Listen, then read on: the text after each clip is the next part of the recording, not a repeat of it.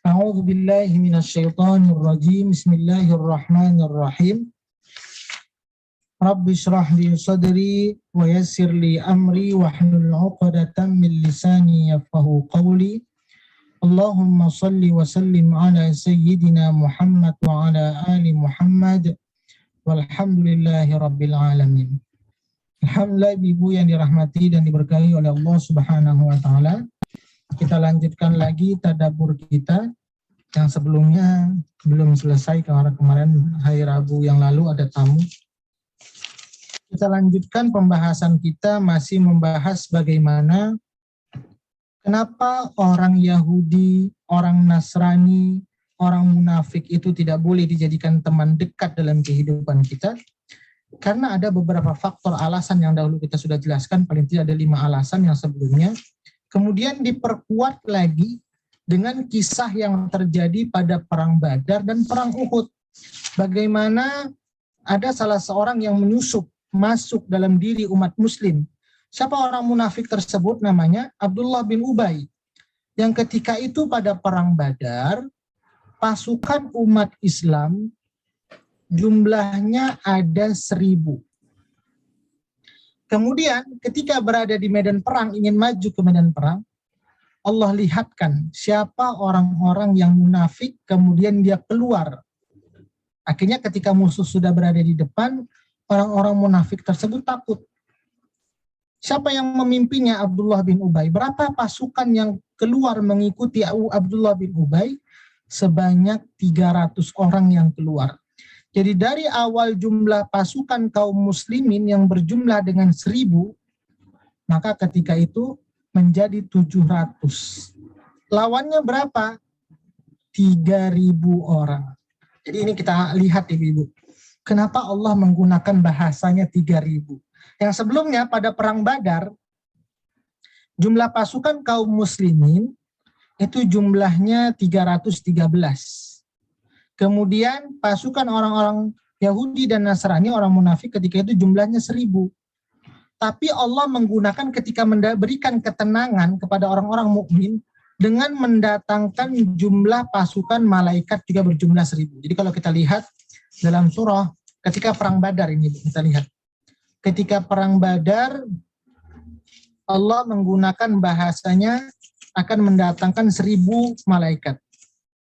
Mi'alfin minal malaikati murdifin. Ya, kita lihat dalam surah Al-Anfal ayat 9. Nanti ada kemiripan dengan surah An-Nisa, bunyi ayatnya. Ini terjadi pada perang Badar. A'udzu billahi minasyaitonir rajim. Bismillahirrahmanirrahim. إِذْ تَسْتَغِيثُونَ رَبَّكُمْ فَاسْتَجَابَ لَكُمْ أَنِّي مُمِدُّكُمْ بِأَلْفٍ مِنَ الْمَلَائِكَةِ مُرْدِفِينَ. Ingatlah ketika kamu memohon pertolongan kepada Tuhanmu, lalu diperkenankannya bagimu, sesungguhnya Allah akan mendatangkan bala bantuan kepadamu dengan 1000 malaikat yang datang berturut-turut. Datangnya berturut-turut. Para ulama berbeda pendapat tentang jumlah berturut-turut ketika perang Badar. Ada yang mengatakan sekali datang 1000, kemudian datang lagi 1000, berturut-turut, berarti lebih dari 1000. Ada sebagian ulama mengatakan datang 1000 itu tidak langsung, sedikit dengan totalnya sampai 1000. Ini pendapat para ulama, berbeda-beda pendapat, ulama tafsir. Kenapa Allah mendatangkan jumlahnya 1000? Karena ketika itu pasukan ketika perang Badar, jadi perang yang pertama itu perang Badar, Ibu. Perang Badar itu dimenangkan oleh kaum muslimin. Sehingga ketika itu yang terbunuh dari golongan orang-orang Yahudi sebanyak 70 orang yang meninggal. Sehingga mereka kalah. Tapi nanti terbalik. Ketika perang Uhud, itu yang meninggal juga kaum muslimin, karena perang Uhud ketika itu kalah orang muslimin. Kenapa? Karena dia tidak mengikuti perintah Allah. Wa in tasbiru wa tattaqu. Syaratnya kalau kita ingin didatangkan oleh malaikat ketika itu, harus sabar dan takwa. Tapi ketika perang Uhud yang kedua, pada tahun ketiga Hijriah, orang kaum muslimin tergiur dengan materi. Pasukan panah yang berada di Bukit Uhud turun. Sehingga apa yang terjadi? Pamannya Nabi Muhammad wafat, Nabi Muhammad luka-luka dan giginya patah. Ini yang terjadi kegagalan. Tapi ketika itu tetap Nabi Muhammad tetap bisa diselamatkan oleh para sahabat, sehingga Nabi Muhammad tidak sesuai dengan rencana kaum muslim ingin membunuh Nabi Muhammad. Ini salah satunya kenapa Allah menggunakan bahasa istilah menurunkan malaikat sama dengan jumlah lawan. Itulah salah satunya di ayat 126 yang akan kita bahas Ibu. Kemarin belum selesai, langsung ke 126 saja. Ali Imran. A'udzu billahi minasyaitonir rajim. Bismillahirrahmanirrahim. Wa ma ja'alahu Allahu illa busyra lakum wa litatma'inna qulubukum bih wa man nasru illa min 'indillahil 'azizil hakim. Kalau sebelumnya pada perang Badar kaum muslimin baru pertama sekali pengalaman ingin berperang. Kemudian belum juga punya pengalaman bagaimana malaikat turun membantu mereka. Jadi ini awal sekali. Sehingga Allah menggunakan bahasanya penekanan. Kalau kita lihat Ibu pada perang Badar, bunyi ayatnya hampir mirip. Coba kita lihat di ayat 126, ini membahas pada perang Uhud. Ali Imran. Terjadi para perang Badar, itu Al-Anfal ayat 10. Lihat bunyi ayatnya hampir mirip. Saya bacakan dulu Ali Imran. Wa ma ja'alahu Allahu illa busyra lakum. Saya bacakan juga Al-Anfal. Wa ma ja'alahu Allahu illa busyra. Tapi dibalik. Walitatma'inna bihi qulubukum. Kali ini walitatma'inna qulubukum bih. Bihnya terakhir. Kalau ini bihnya lebih awal. Kemudian wa man nasru illa min 'indillah.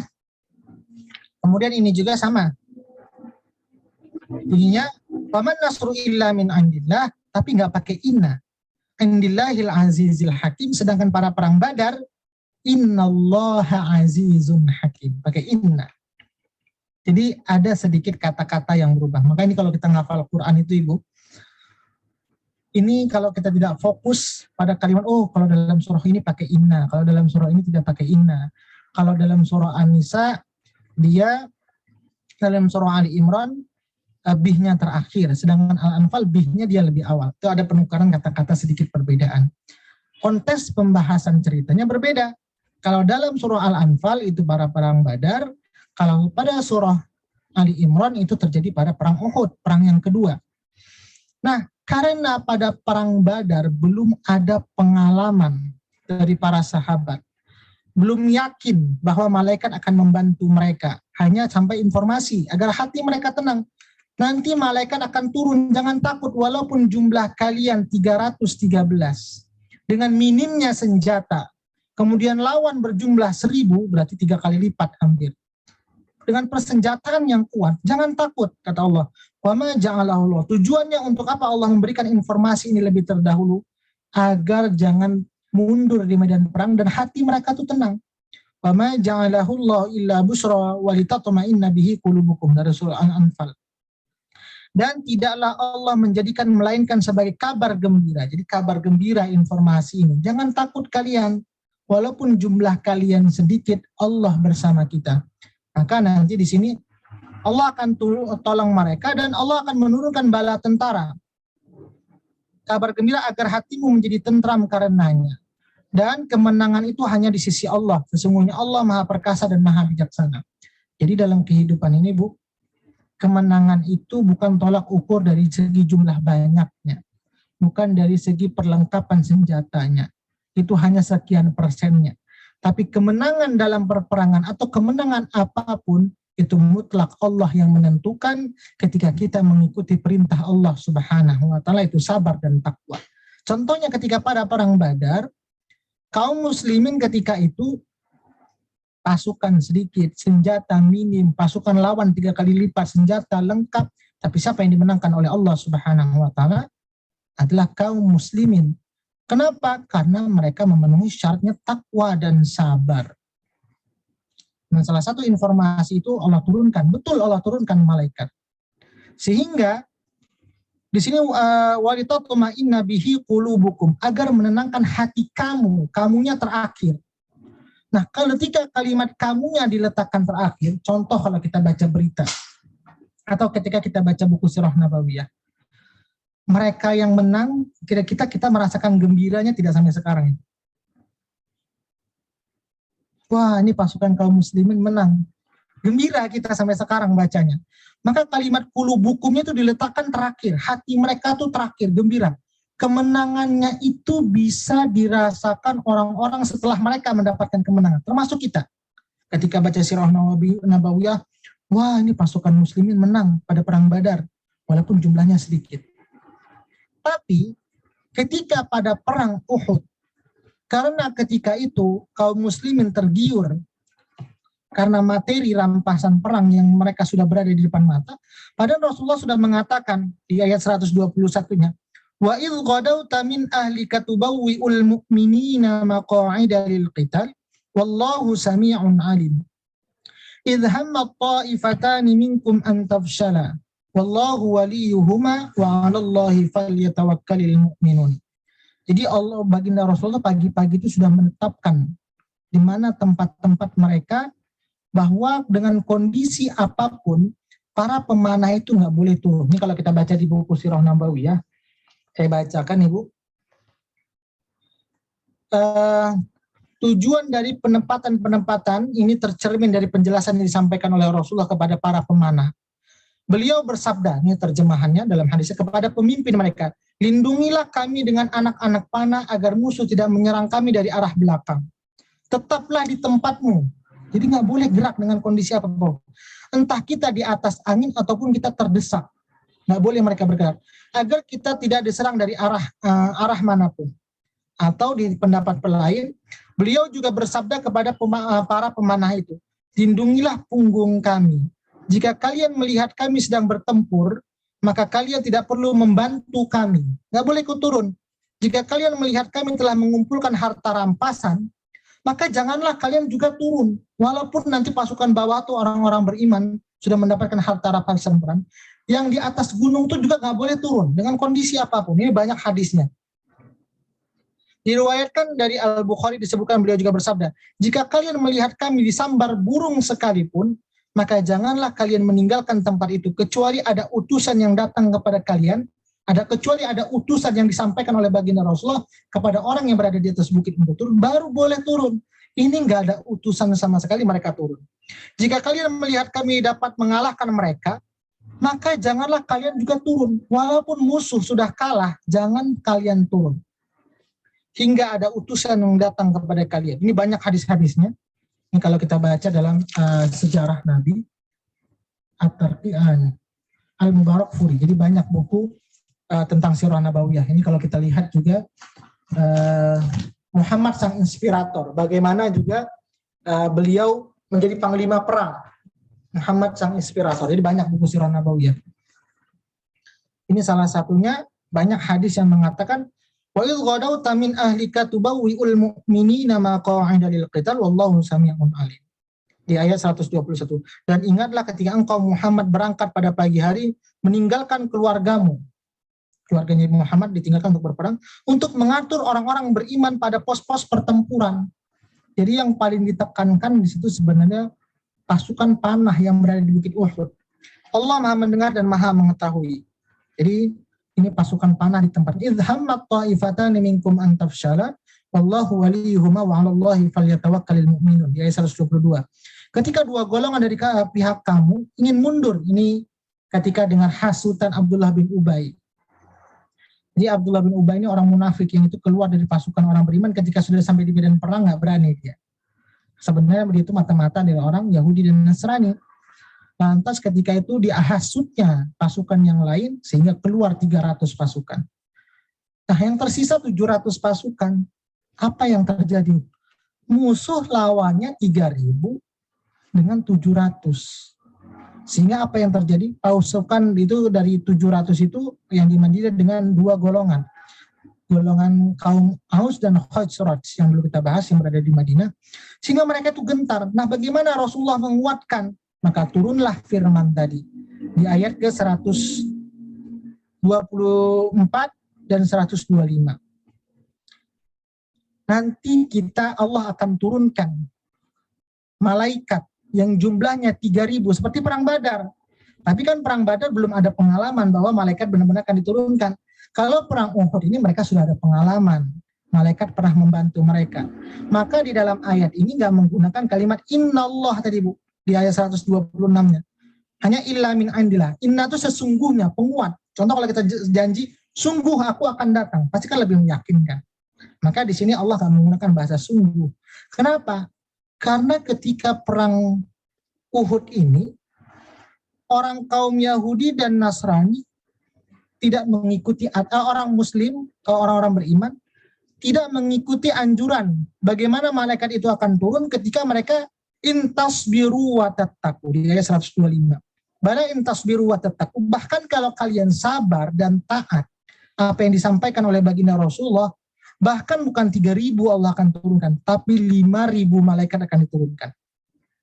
Padahal di dalam surah Yasin, Ibu, satu malaikat itu saja bisa menghancurkan. Yasin ayat ke-49. Wa ma yanzuruna illa sayhatan wahidah. Ini sampai 5.000 malaikat. Sebenarnya kalau kita lihat, satu malaikat itu saja kalau menghembuskan bisa menghancurkan dunia dan seisinya. Tapi kenapa disebutkan dengan jumlah yang banyak? Yang pertama, hikmahnya menenangkan hati orang-orang beriman. Yang kedua, hikmahnya keikutsertaan para malaikat. Kenapa? Karena ini ada kebaikan, ingin melawan musuh. Maka para malaikat ingin terdaftar jadi orang yang ingin membantu kaum muslimin. Ini sebenarnya dalam kehidupan kita. Sekecil apapun, ketika ada orang minta bantuan, ada orang minta pertolongan, ini hanya hal sepele. Tapi ada tidak keikutsertaan kita di dalamnya. Dan keikutsertaan itu maka akan dinilai oleh Allah Subhanahu wa Ta'ala. Itulah para malaikat. Kenapa jumlahnya banyak sekali? Padahal dalam surah Yasin Allah berfirman, "Wa ma yanzuruna illa sayhatan wahidah." Satu malaikat saja kalau sudah Allah perintahkan, dunia ini bisa hancur. Jangankan untuk membasmi musuh yang hanya jumlahnya 3.000, dunia ini bisa hancur. Tapi hikmah di balik itu adalah keikutsertaan para malaikat. Ada andil malaikat dalam hal kebaikan. Jadi semua pengen ikut. Ya Allah, saya ingin ikut juga membantu. Ya Allah, saya ingin ikut juga membantu menolong kaum muslimin. Begitu juga dalam kehidupan kita, pelajaran yang bisa kita ambil. Kalau ada hal kebaikan, mungkin ada informasi kebaikan di grup kita, kira-kira ada tidak andil kita, walaupun itu sedikit. Padahal hanya mungkin contoh sederhana. Ada orang minta bantuan, ini anak sakit, biaya yang dibutuhkan 100.000 rupiah. Mungkin dengan Bu Sri atau Bu Mela saja sudah bisa selesai satu urusan itu. Tapi ada nggak dari kita ikut andil di dalamnya, walaupun mungkin hanya 1.000 rupiah. Nah ini seperti itu. Jadi dalam hal kebaikan, bagaimana kita bisa menanamnya. Ini pelajaran dari perang Uhud yang bisa kita ambil. Jadi salah satu untuk memberikan penenangan. Juga orang yang terbantu juga bisa tenang juga. Kenapa? Karena bebannya bisa berkurang. Wama ja'alahu Allah illa busra lakum wa litatma'inna bihi qulubukum. Nah, di dalam ayat ini kalimat bihinya diletakkan di akhir. Kemudian qulubukumnya tidak terakhir. Kenapa?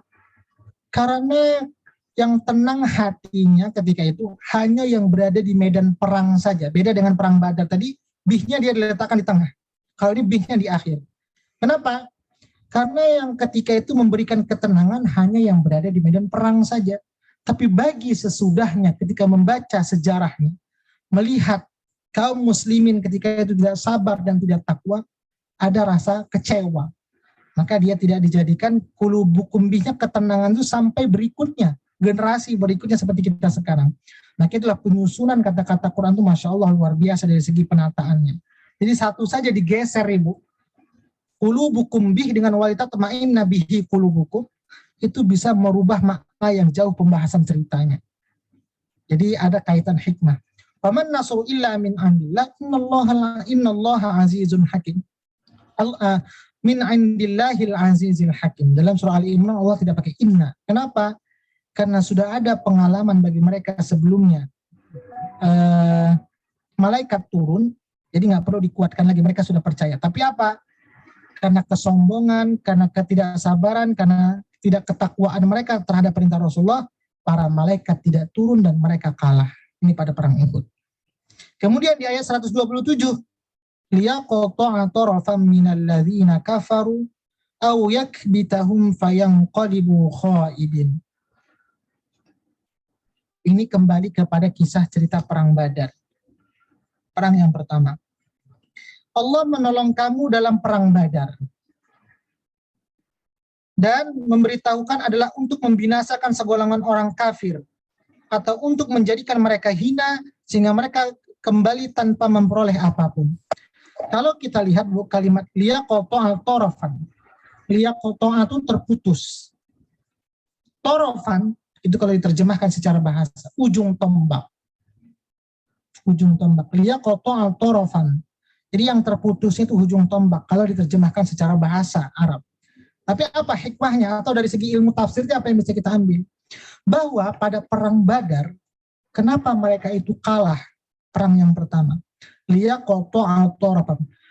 Kaum muslimin itu yang memutus tarafan, ujung. Ujung itu dari para pemukanya. Nah, ketika itu pada perang Badar, para pemuka-pemukanya, para pemimpin-pemimpin perangnya, itu yang wafat, itu yang meninggal. Sehingga apa? Para pengikut-pengikut dan pasukannya takut. Jadi pada perang Badar itu yang banyak mati, ada sebanyak 70 orang wafat ketika itu, adalah para pemimpin-pemimpin perangnya. Dia qata'a tarafan minal ladzina kafaru aw yakbitahum fayanqalibu khaibin. Sehingga mereka kembali dengan kekecewaan, dengan rasa kegagalan, tanpa meroleh apapun dan mereka akan hina. Dengan kehinaan, kekalahan tersebut tidak mendapatkan apa-apa. Kemudian yang ditawan sebanyak 70 orang, kemudian yang meninggal 70 orang. Nah, dalam jangka 1 tahun itu, mereka mempersiapkan bagaimana ingin membalas kaum muslimin. Sehingga yang kalah juga jumlahnya sama. Kaum muslimin ketika perang Uhud, yang meninggal juga 70 orang, sama jumlahnya. Maka di ayat ke-128, laisa minal amri syai'un aw yatuba 'alaihim aw yu'adzibahum fa innahum zalimun. Itu bukan menjadi urusan Muhammad. Ini kenapa ceritanya seperti ini? Karena kalau kita bahas cerita seperti ini agak sulit cara memahaminya, harus dikaitkan dengan cerita. Nah, di ayat ke-128 ini kembali ke perbandingannya kepada cerita perang Uhud. Kalau 127 tadi perbandingan kepada perang Badar. Nah, pada perang Uhud apa yang terjadi? Nabi Muhammad, pamannya Nabi Muhammad, Hamzah sampai meninggal. Yang ketika itu bahkan hatinya, jantungnya dicabi-cabi, dimakan oleh Hindun. Sehingga para sahabat yang lain mengatakan, wahai Nabi Muhammad, engkau berdoa saja kepada Allah. Karena engkau kekasih Allah. Binasakan mereka, hancurkan mereka semuanya. Karena doanya Nabi Muhammad itu langsung diijabah. Tapi apa di sini dikatakan? Laisa laka minal amri syai'un aw yatuba 'alaihim aw yu'adzibahum fa innahum zalimun. Itu bukan menjadi urusan Nabi Muhammad. Perkara menang atau kalah itu bukan perkara urusan Nabi Muhammad SAW. Jadi dengan terbunuhnya 70 pemimpin mereka dan tertawanya 70 orang lain. Jadi karena kalahnya pasukan orang Islam 70, itu bukan perkara wah nanti Allah bisa datangkan bencana, Allah bisa datangkan azab. Kenapa Nabi Muhammad sampai luka-luka? Tidak. Karena yang semua menentukan itu adalah Allah Subhanahu wa taala. Laisa laka minal amri syai'un aw yatuba 'alaihim aw yu'adzibahum fa innahum zalimun. Itulah bukan menjadi urusan Nabi Muhammad apakah Allah menerima taubat mereka atau mengajak mereka, karena sesungguhnya mereka orang-orang yang zalim. Jadi ketika itu Nabi Muhammad juga diminta oleh para sahabat-sahabat yang lain, wahai Nabi Muhammad, berdoa saja kepada Allah agar dimintakan azab. Apa kata Nabi Muhammad? Nabi Muhammad bukan malah marah. Aku diutus ke muka bumi ini untuk memberikan rahmat kepada seluruh manusia. Ini salah satu kelembutan akhlak Nabi Muhammad. Maka ketika itu Nabi Muhammad, mungkin di antara mereka nanti ada yang bertobat. Maka di sini kalau seandainya mereka tetap pada kezaliman, Allah akan azab mereka. Tapi kalau mereka bertobat, maka Allah akan terima tobat mereka. Maka di sini laisa laka minal amri syai'un aw yatuba 'alaihim. Nanti sebagian mereka dari tawanan perang, dari lawan mereka perang itu ada yang bertobat. Aw yu'adzibahum fa innahum zalimun. Tapi kalau mereka tetap pada kezaliman, Allah akan azab mereka. Maka di ayat 129, walillahi ma fis samawati wa ma fil ardh yaghfiru liman yasha' wa yu'adzibu man yasha' wallahu ghafurur rahim. Dan milik Allah lah apa yang ada di langit dan apa yang ada di bumi. Dia mengampuni siapa yang dia kehendaki dan mengazab siapa yang dia kehendaki, dan Allah Maha Pengampun dan Maha Penyayang. Jadi kemenangan itu milik Allah Subhanahu wa taala, walaupun dengan jumlah pasukan yang sedikit bisa memenangkan kaum kafir yang ketika itu pada perang Badar. Tapi sebaliknya kalau seandainya kita tidak taat pada Allah Subhanahu wa taala, walaupun jumlah kita besar, maka itu kita bisa kalah. Maka sesungguhnya kemenangan dan kekalahan itu mutlak milik Allah, kita hanya berusaha. Kemudian kita tidak bisa menghukumi orang itu jahat, orang itu tidak baik. Kenapa? Karena kalau orang itu bertobat, dia bisa menjadi lebih baik daripada kita. Kenapa? Karena terjadi pada perang Uhud, orang-orang yang ketika itu membunuh pamannya Nabi, orang-orang yang membunuh para sahabat, ada sebagian yang bertobat dan memeluk Islam. Maka wallahu ghafurur rahim, dan Allah Maha Pengampun dan Maha Penyayang. Ini saja mungkin tadabbur kita, Bu, karena cerita ayat berikutnya nanti membahas perkara harta rampasan perang, perkara riba.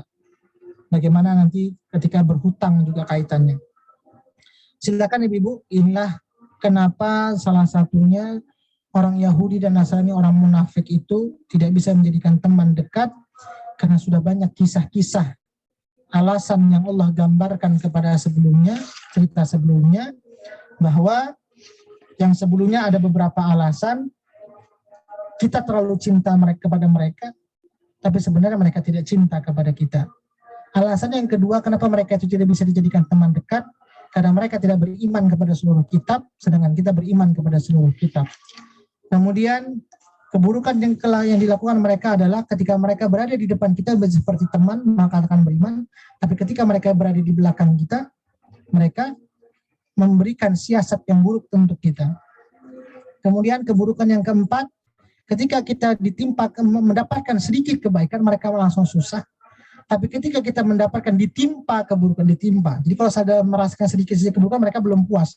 Begitu ditimpa, mereka baru puas. Tapi semuanya itu bisa kita keluar dari kesusahan itu kalau kita sabar dan takwa. Maka ini pelajaran dalam kehidupan kita. Kalau seandainya kita diuji apapun dalam kehidupan kita, pertama kita sabar, tidak banyak mengeluh. Kemudian kita semakin dekat kepada Allah Subhanahu wa taala, maka Allah akan segera berikan pertolongan dalam kehidupan kita. Ini pelajaran yang bisa kita ambil dari perang Badar. Ini kita ambil pelajaran yang terjadi pada para sahabat ketika itu.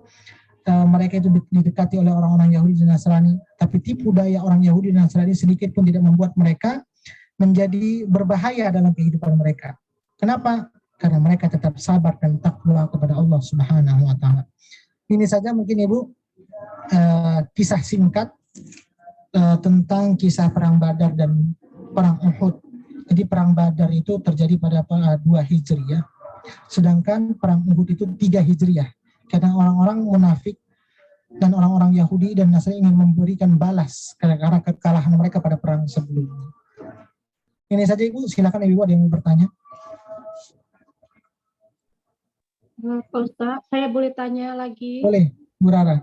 Pak Ustadz, ini berkenaan tentang kita bekerja sama dan menaruh kepercayaan terhadap baiknya terhadap sesama Muslim, dan tidak boleh bekerja sama dan menaruh kepercayaan lebih kepada orang yang non-Muslim. Nah, jadi waktu saya pernah tinggal di Singapura, Pak, ya, banyak teman-teman kita Muslim, apa karena nggak ada pilihan atau bagaimana.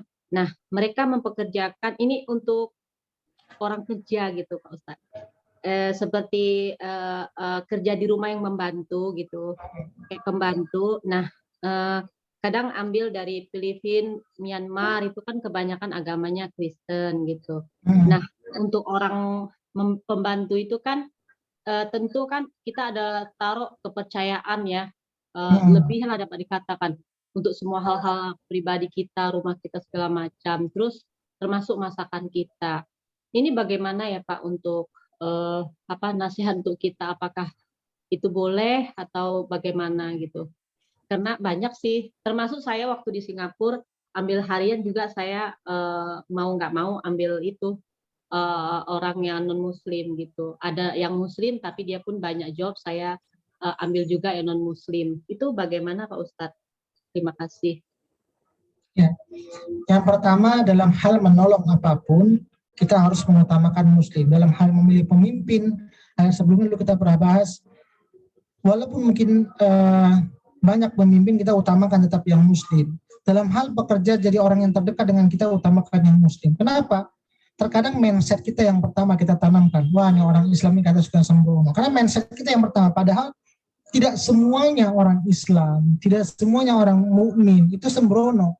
Mungkin kita pilih betul-betul mukmin yang betul-betul menjalankan agama secara baik, mereka pasti akan juga mematuhi majikannya juga secara baik. Kenapa? Kalau dia sudah baik kepada Allah, maka otomatis dia akan mengantarkan baik juga kepada manusia. Maka ini kalau secara ditanya, mana yang lebih baik? Kalau secara hukum sebenarnya tidak menjatuhkan sampai hukum haram ayat ini. Tapi jangan, ada larangan. Kenapa? Nanti sewaktu-waktu rahasia pribadi kita bisa diceritakan kepada mereka. Maka tolak ukurnya, jadi bagaimana Bu Rara kalau ingin tahu orang muslim itu dia baik atau tidak?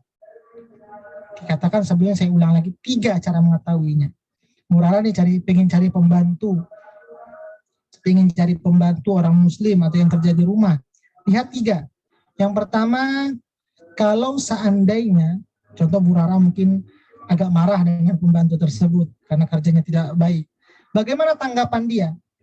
Apakah dia menampakkan wajah yang tidak baik atau menampakkan kekesalan atau bahkan dia membuat hal-hal yang tidak baik?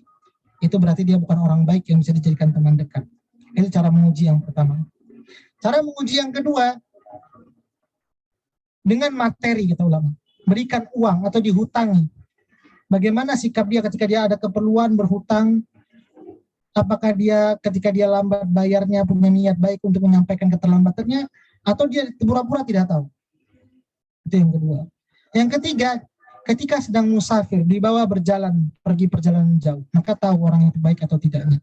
Maka para ulama paling tidak untuk mengukur kalau seandainya kita ingin mengambil orang beriman, orang muslim, lihat dari 3 ciri tersebut. Bagaimana ketika dia disakiti, bagaimana sikap dia terhadap kita, balasannya. Yang kedua, perkara materi. Yang ketiga, ketika dibawa perjalanan, maka tahu bagaimana sifatnya. Seperti itu Bu Rara. Jadi kalau ditanya, tidak menjatuhkan sampai hukum haram, tapi yang terbaik kalau kita orang beriman sendiri. Iya, tapi memang kalau yang 3 syarat itu ya Pak ya, banyak yang tidak dapat salah satu mungkin, tapi ketiga-tiganya banyak nggak dapat syarat untuk mengetahui orang baik. Apalagi yang berhubungan dengan hutang Pak. Karena gini Bu ya, pengalaman saya kan waktu kalau biasanya berangkat kamu tuh banyak ngajar ibu-ibu yang kerja di sana. Mereka tuh sangat sulit sekali untuk beribadah. Mungkin tidak toleransi seperti kita ya Bu. Orang-orang ibu-ibu itu yang kerja di sana sulit sekali. Mau sholat susah, harus sembunyi-sembunyi di kamar, harus di kamar mandi sholat. Kenapa? Karena kalau sholat ketahuan dengan majikannya mereka marah. Alasannya kenapa saya tanya? Nggak boleh sholat di rumah. Satu jawaban majikannya. Mereka tuh tidak mau ada 2 Tuhan di rumah ini. Itu alasan sederhana tapi memang luar biasa. Tidak mau ada 2 Tuhan di dalam rumah itu untuk sholat. Nah kita terkadang membebaskan, kenapa ada orang keyakinan lama tinggal di rumah kita, kemudian kita nyaman. Kenapa tidak sama-sama yang memiliki keimanan yang sama? Pasti itu akan mendatangkan lebih ketenangan di dalam rumah kita, seperti itu. Iya Pak Ustadz, terima kasih banyak Pak Ustadz. Ya, sama-sama Bu. Ada lagi Bu? Kalau tidak ada, kita cukupkan ini karena sudah mau sholat Jumat. Cukup ya Bu ya. Ini saja mungkin Ibu yang dapat saya sampaikan, lebih kurang mohon maaf. Semoga yang sedikit ini bisa bermanfaat untuk kita semuanya. Kita tutup dengan doa. A'udzu billahi minasy syaithanir rajim. Bismillahirrahmanirrahim. Alhamdulillahi rabbil alamin. Hamdan yuwafi ni'amahu wa yukafi'u mazidah. Ya Rabbana lakal hamdu kama yanbaghi li jalali wajhikal karim wa azim sultanik. Allahumma salli wa sallim ala sayyidina Muhammad. Allahumma rahamna bil Qur'an. Allahumma ja'alna min ahli al-Qur'an. Allahumma nawwir qulubana bil Qur'an. وزين أخلاقنا بالقرآن وادخلنا الجنة بالقرآن ونجنا من النار بالقرآن ربنا آتنا في الدنيا حسنة وفي الآخرة حسنة وقنا عذاب النار. وصلى الله على سيدنا محمد وعلى آله وصحبه وسلم. سبحان ربك رب العزة عما يصفون وسلام على المرسلين والحمد لله رب العالمين. Alhamdulillah semuanya, ini saja yang dapat saya sampaikan, lebih kurang mohon maaf. Assalamualaikum warahmatullahi wabarakatuh.